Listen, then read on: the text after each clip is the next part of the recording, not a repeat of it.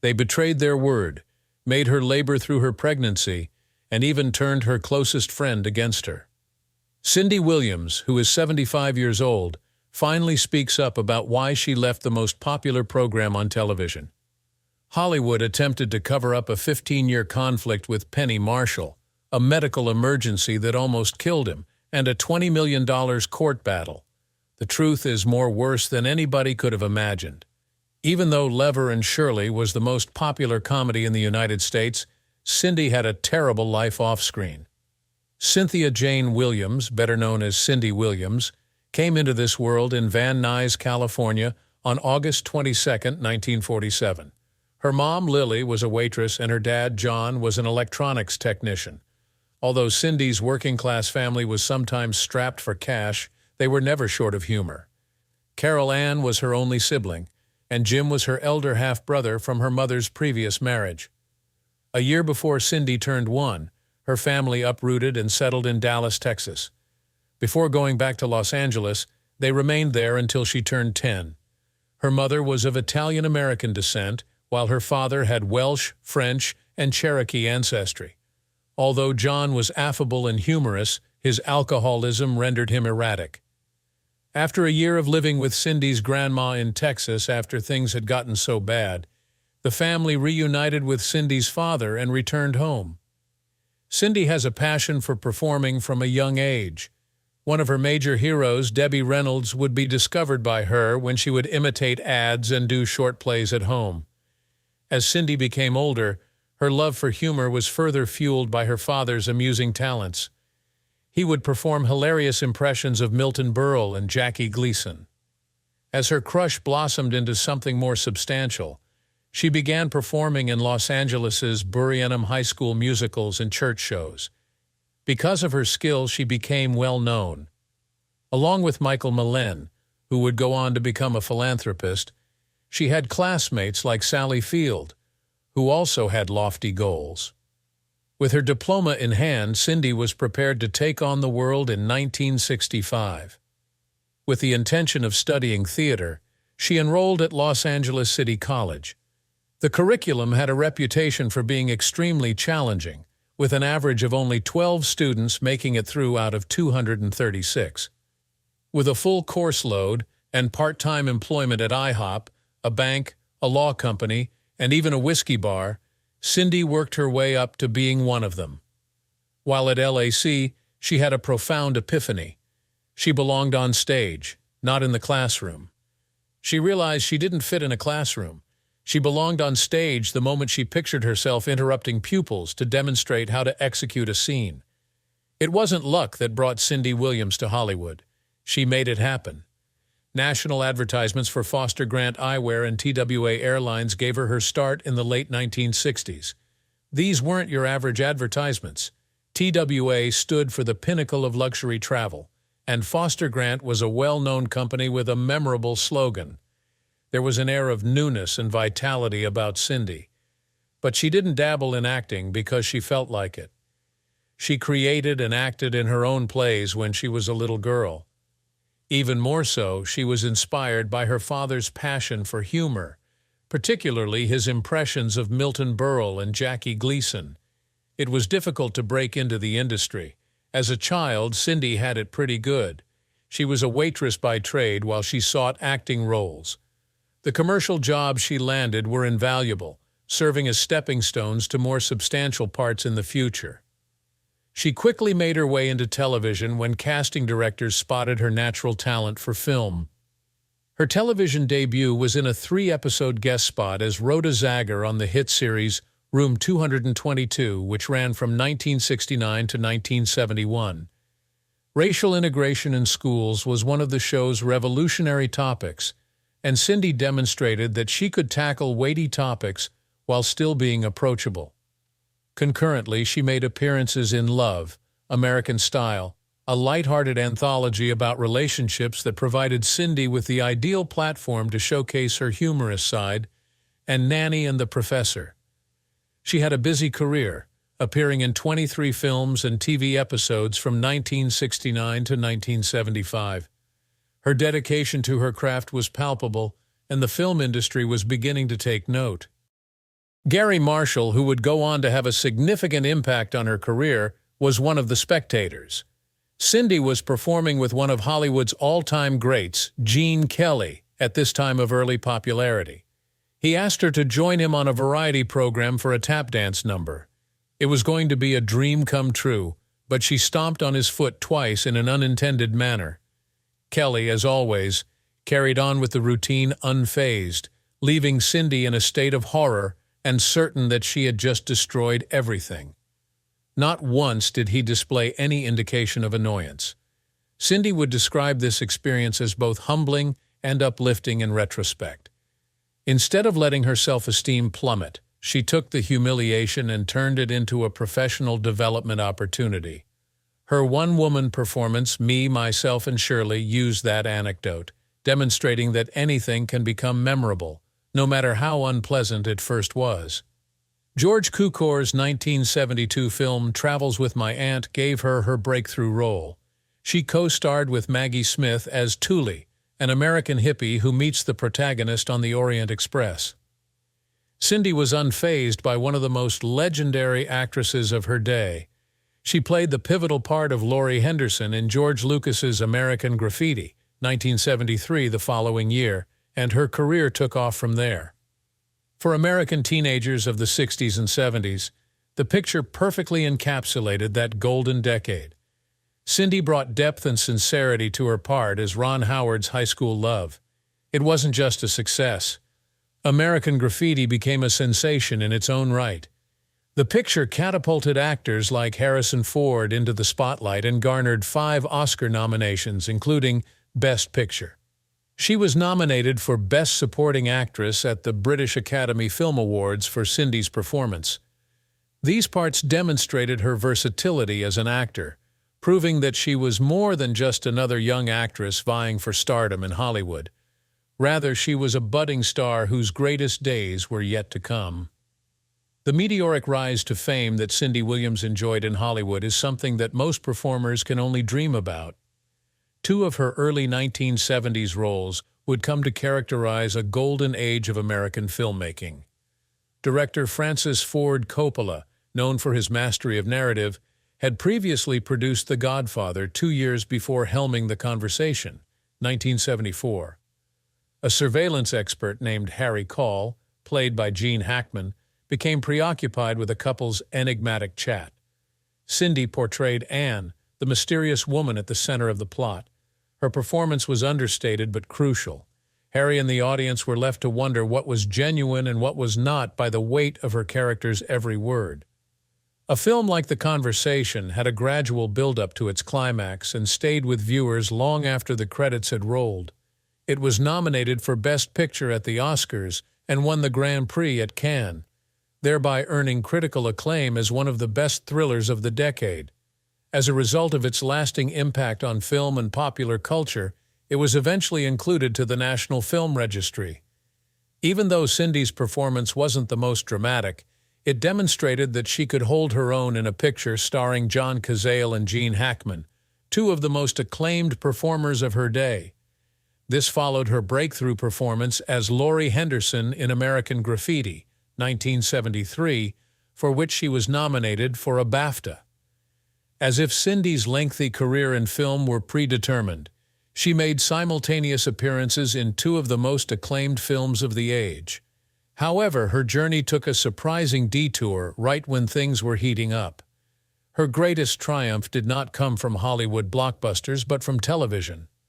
The part she played as Shirley Feeney on Happy Days, which was first intended to be transitory but turned into something much more, was her first. A lot of people related to Shirley and Penny Marshall's Lever DeFazio. Their connection was so strong that ABC quickly greenlit their program. Lever and Shirley debuted in 1976 and were an instant hit with audiences.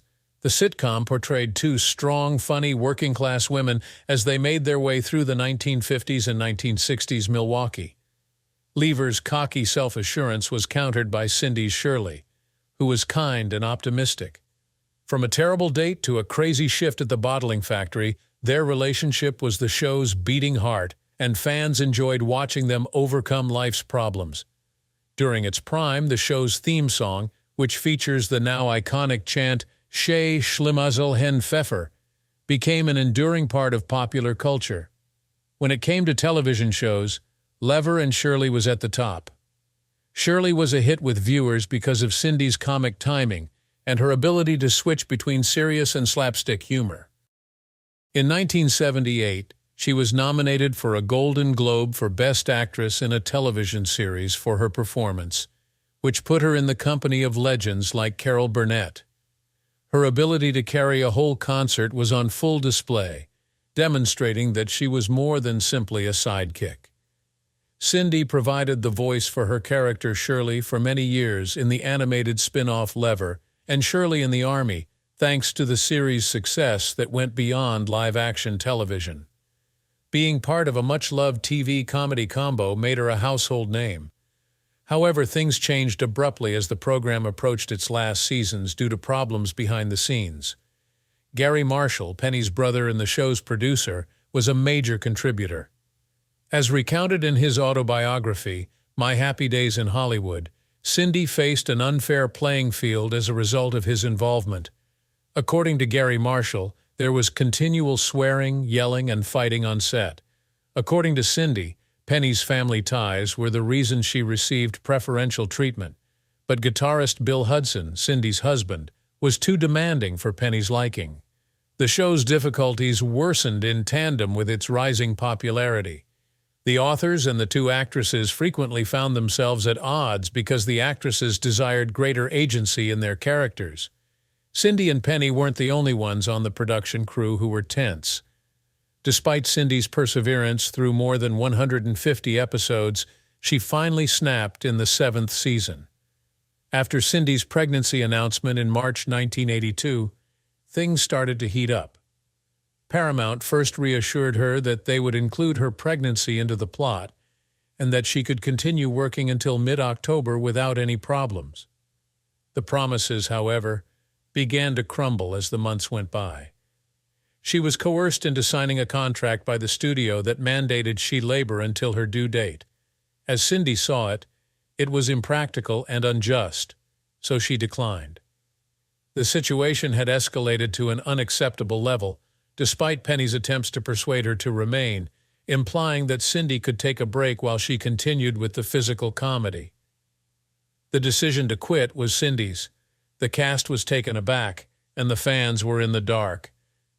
Years later, Cindy did open up about how difficult it had been to conceal her growing baby belly on set. She felt she had no choice but to leave the set since producers insisted on having her do physical sequences despite her condition, which further irritated her.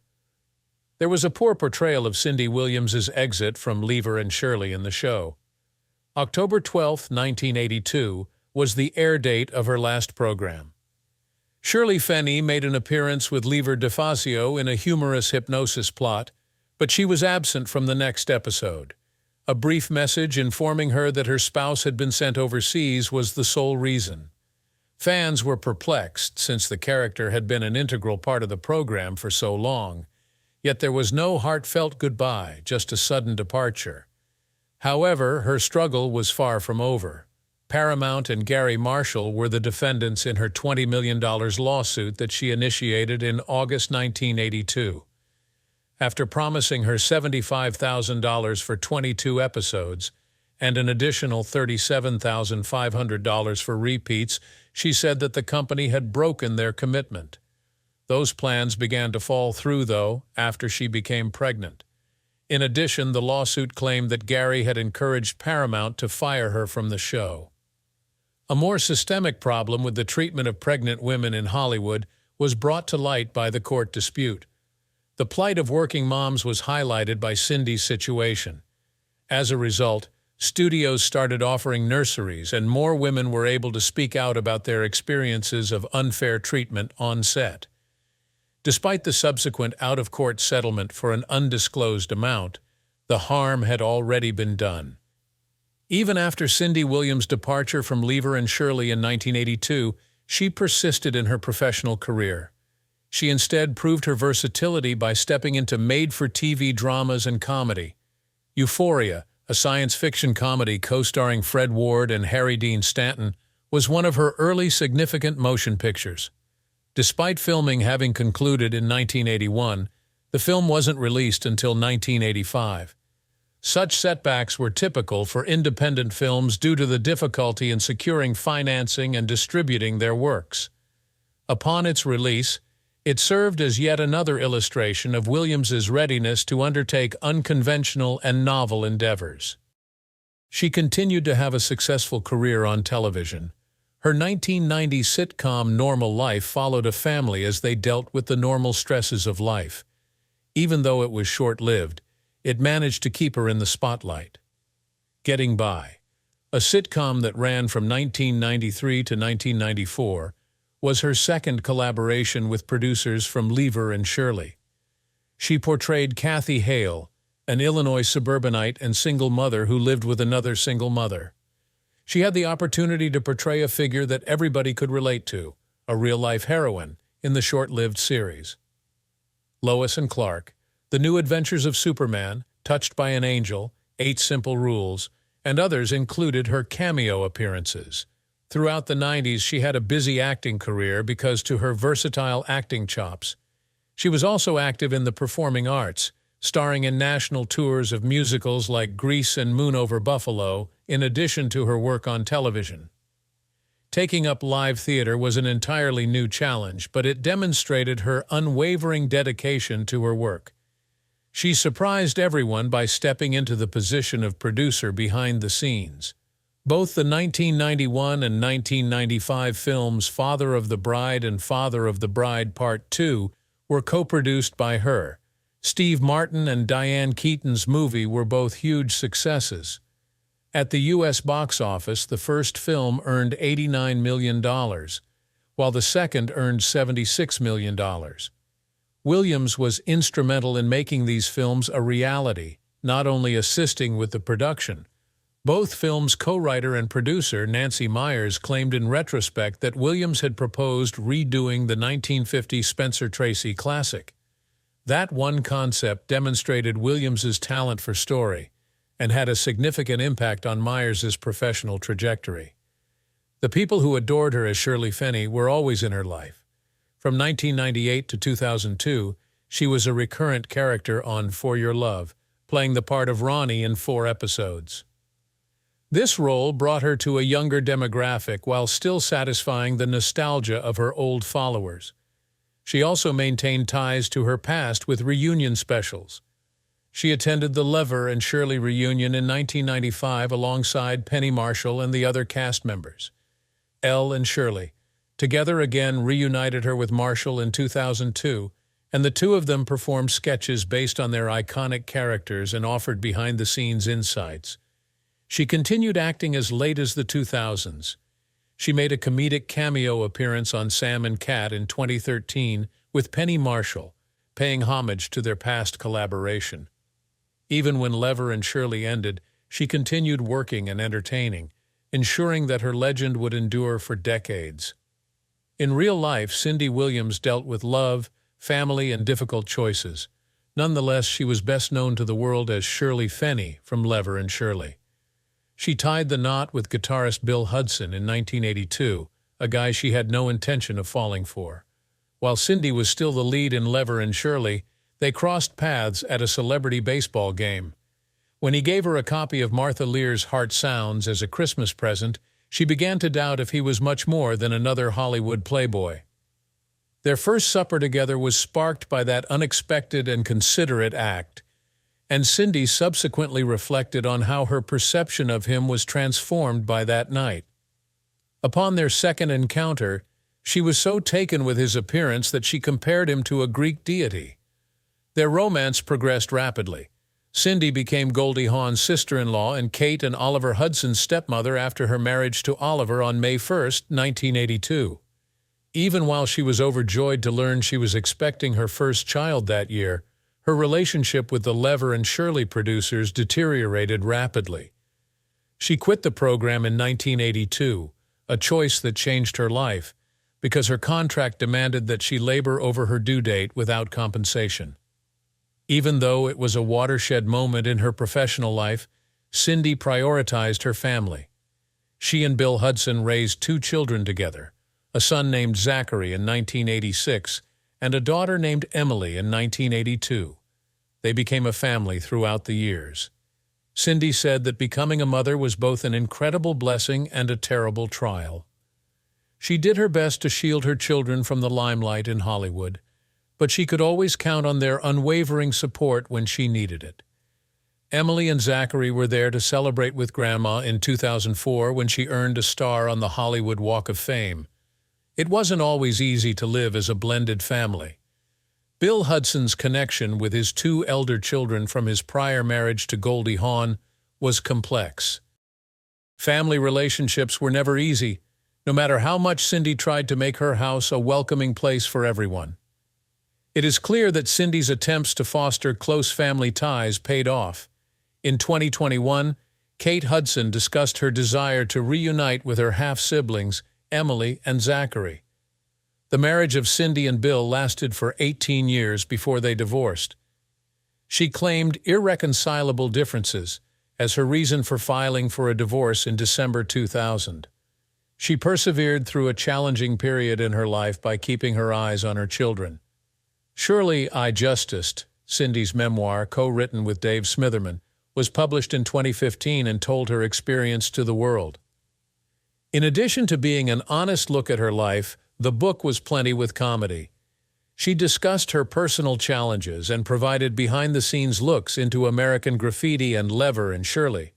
She discussed her marriage to Bill, the difficulties of being a parent in the entertainment world, and her choice to quit the program during its pinnacle in her writing. She thought back on her divorce and said it was the worst period of her life. Although Cindy thought that comedy could overcome any obstacle, she still managed to find ways to laugh even at those difficult times. A severe discomfort in Cindy Williams's abdomen was noticed in May 2012. Within days, her condition deteriorated to a catastrophic level, despite the physician's initial diagnosis of colic. Her blood pressure plummeted to dangerous levels when her kidneys stopped working and septic shock set in. Medical professionals were pressed for time as the virus rapidly spread. A lap band, which she had removed after a previous weight loss procedure, was the culprit. The erosion had created a hole in her stomach, which germs were able to enter her body via. She had reached complete renal failure by the time medical professionals recognized the situation. She had to have the lap band removed and the damage fixed in an emergency operation, and there were no assurances. There was a chance she wouldn't make it through the procedure, doctors told her husband. The road to rehabilitation was long and difficult, but she made it. Cindy was extremely sedated and spent nearly 6 weeks in the intensive care unit, during which she was on a ventilator. Red man syndrome, a serious adverse response to medications, and full-body thrush, a painful fungal infection, both affected her. A wound vacuum, many drains, and a feeding tube were necessary for her survival due to a 10-inch open wound that spanned over her belly, and she was compelled to undergo continuous dialysis due to kidney failure. Her fight had only begun when she left the hospital. Up to half of those who survive sepsis will develop post-sepsis syndrome, and she became one of many survivors who are dealing with this issue. She had memory loss, persistent weariness, and ongoing discomfort as a result. Even the most basic activities like going grocery shopping or driving seemed insurmountable to her. Additionally, her physical appearance had transformed. She had an enlarged liver, cysts in her kidneys and bladder, and sore muscles from being bedridden for months. Nightmares, memories, and the constant sense that she had been diminished compared to her former self persisted even after 5 years. Her circle of friends gradually shrank as they failed to grasp the gravity of her situation. Cindy would not remain mute in the face of any obstacle. She took it upon herself to raise awareness about sepsis and the risks of delayed diagnosis by sharing her story. She highlighted the warning symptoms, such as a high temperature, disorientation, and a racing heart, and emphasized the need to get medical help immediately. Many survivors go home from the hospital alone to deal with long-term health issues, which she also brought to attention. As a comedic pairing, Cindy Williams and Penny Marshall defined an entire generation, not to mention their role as Lever and Shirley co-stars. However, their friendship was not without its difficulties behind the scenes. A contract issue over Cindy's pregnancy led to her unexpected departure from the program in 1982. Their abrupt departure caused animosity that persisted for years. They kept quiet, and for a while it appeared as though their relationship had ended. In the intervening 15 years, Penny made contact. She felt compelled to get back in touch after her recent divorce from Bill Hudson. Penny detailed their candid discussion in her 2012 memoir, My Mother Was Nuts. After venting about everything that had strained their friendship, they finally reconciled and got back to being friends. No matter what transpired, Cindy stated later, they still considered each other great friends due to their extensive history together. Several reunions followed that act of reconciliation. They reminisced about their experience on the show in 2012, when they made an appearance on Good Morning America alongside Michael McKen and David Lander. As a subtle homage to their real-life journey, they also made a special appearance on Nickelodeon's Sam and Cat as long-lost TV makers. Their friendship remained strong even though they had fought in the past. Having fun with Penny was a source of great laughter for Cindy. She repeated time and time again. Even though Cindy was more reserved and methodical, there was no denying the chemistry between Penny and Cindy on film. Their conflicting techniques created the comedy work, and audiences liked it.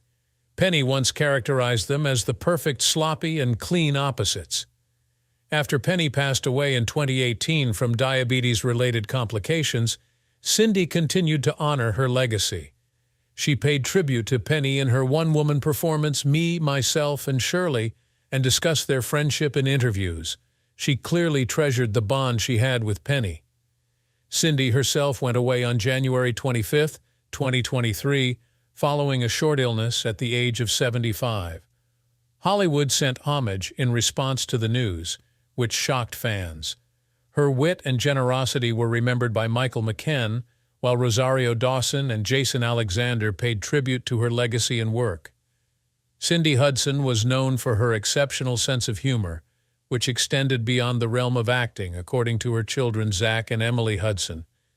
Whether it was in real life or on film, Cindy enjoyed bringing a smile to people's faces. Even outside of the entertainment industry, Cindy's heart belonged to animals.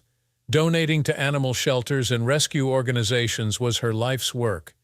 Her children commented about their mother's remarkable generosity and the pride they had for her professional accomplishments. Laughter and love were Cindy's legacy since she always believed in spreading joy.